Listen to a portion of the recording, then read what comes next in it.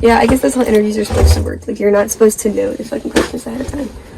Yeah. What's your name, though? My name's Katie. What are your pronouns? He, her. Or really, I guess any pronouns. I've been called all of them at some point. Alright.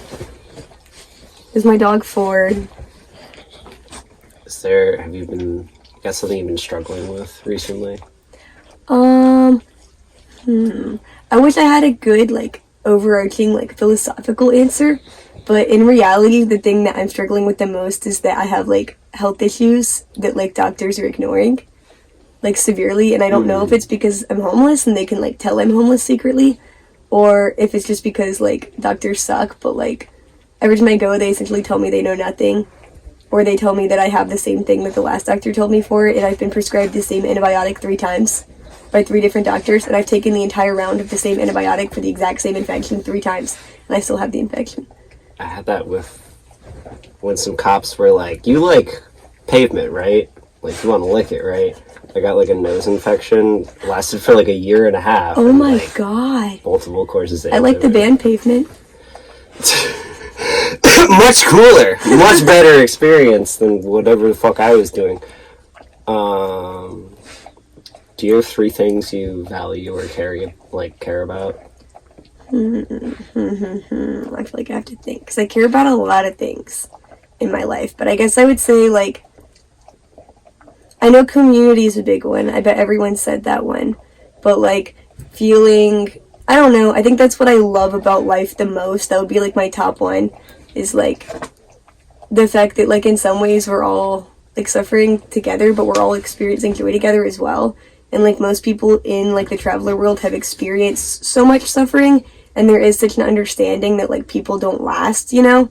Like, whether they go to jail or they die young of some, like, illness or something, like, I don't know, like, the fact that we've all created our own family, sort of, and, like, everywhere else I go, I'm treated like almost nothing, but then I have this family. Like, how many people can really say that they have, like, a family everywhere in the country? I don't know. I think that's, like, one of the top things to me, is, like, finding ways to, like, contribute to that and, like, trying to exist in it, like, in a positive way, I guess, despite the fact that, like, it's hard for everyone to do that because we've all experienced so much trauma. We're all so fucked in the head that, like, I don't know, it's just, like, figuring out how to all exist together and, like, being good at that. Like, that's something I really care about, and, like, experiencing the people around me. And then I guess, I don't know, I care about them, like, I guess the other thing I would say I care about the most is, like, anyone else who feels marginalized in society.